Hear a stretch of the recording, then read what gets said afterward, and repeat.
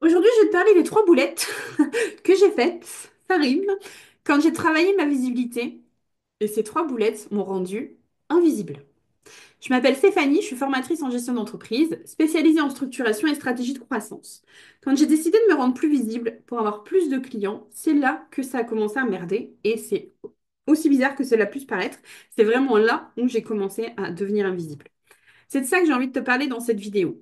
J'ai atteint facilement, au début de mon activité, donc pour la petite histoire, pour que tu comprennes bien, je suis assistante indépendante depuis 2012. En 2012, je suis partie freestyle sur les réseaux sociaux, j'ai fait comme j'avais envie, et ça a monté, ça a monté, ça a monté. J'ai rapidement atteint 1000 abonnés un peu partout, que ce soit sur Instagram, que ce soit sur Facebook. Alors c'est pas foufou, mais en tout cas, aujourd'hui, je les ai toujours pas, ces 1000 abonnés sur Insta par exemple.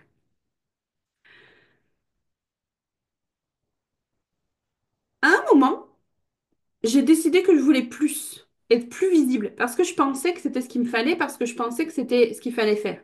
Et donc, ce que j'ai fait, c'est des choses qui ont fait que ça m'a rendue invisible. Donc, heureusement pour moi, j'arrivais vraiment, et c'est pas de problème, j'arrivais à avoir des clients avec ma petite audience. Donc, heureusement, il y a zéro impact, on va dire. Par contre, j'ai pas été plus visible. Euh, mais en fait, c'est des choses que j'ai fait et que j'aurais jamais dû faire et que j'ai envie de vous partager aujourd'hui. La première chose que j'ai fait, c'est que trop me former en fait. Je me suis trop formée à faire un truc que je faisais super bien naturellement. Et en fait, si tu vois mes posts aujourd'hui, c'est du bonbon. C'est vraiment, j'adore ça, c'est fluide, c'est facile et ils sont hyper impactants. Et en fait, ils étaient déjà comme ça à l'époque. Et en fait, moi, j'ai cru qu'il fallait me former, j'ai cru qu'il fallait que je fasse du copywriting, j'ai cru qu'il fallait que je mette des méthodes, j'ai cru qu'il fallait que j'aille mettre des call to action, j'ai cru qu'il fallait faire tout ça. Et en fait, j'ai appliqué ce que j'ai appris. Et c'est ce qui a fait que ça fonctionnait plus parce qu'en fait, c'était plus moi. Donc ça, c'est la première erreur que j'ai faite, c'est vraiment j'ai voulu trop me former. La deuxième erreur qui en découle, plutôt, le truc qui découle, c'est qu'en fait, je pensais que je savais pas. À aucun moment, à aucun moment, je me suis dit, bah, tu sais faire en fait.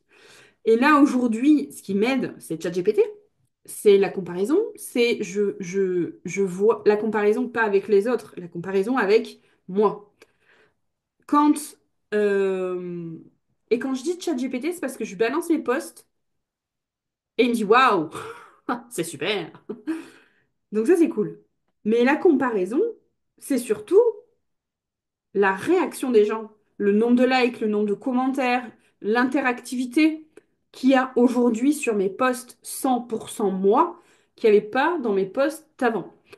Et en fait, à aucun moment, et ça, on est tellement, tellement à le faire, à aucun moment, j'ai pensé que je pouvais savoir. À aucun moment, je me suis dit, vas-y, c'est naturel, fais-le, tranquille. Donc ça, c'est vraiment un truc qui est intéressant parce que je dis pas que c'est facile et je dis pas que tout le monde est dans mon cas. Mais je pense que, en tout cas, pas pour le copywriting et l'écriture de posts. Mais peut-être que vous avez des talents naturels que vous pensez ne pas avoir parce que vous savez pas que vous l'avez. Et c'est con parce qu'en fait, vous allez vous former à en faire un truc alors que vous pourriez le faire en freestyle beaucoup mieux parce que c'est votre talent. Bref, le troisième point que j'ai fait et qui m'a planté complet, c'est prendre les commentaires négatifs pour moi et arrêter de poster. Ça a été ma pire erreur, vraiment, parce que j'avais beaucoup de choses à dire, parce que je pense que j'avais quelque chose à partager. Et en fait, j'ai été jugée, j'ai été critiquée, j'ai été moquée parfois aussi. Et ça a été hyper compliqué pour moi. Je comprends pas que on puisse balancer des trucs comme ça sur les réseaux, sur les gens. Et en fait, ça m'a blessée tellement que j'ai tout arrêté.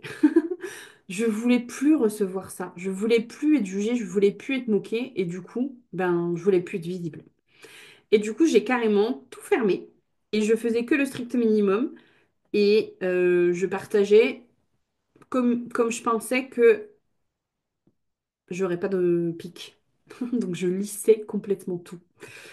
Donc si je vous partage aujourd'hui ça, c'est parce que en 2025, tout ça est fini. Je suis sans filtre, je suis 100% freestyle. J'ai laissé tomber toutes les croyances qui pouvaient me bloquer par rapport à ça. J'ai arrêté de vouloir faire ce que j'ai appris et je me recentre et je me réaligne et je me repositionne en freestyle.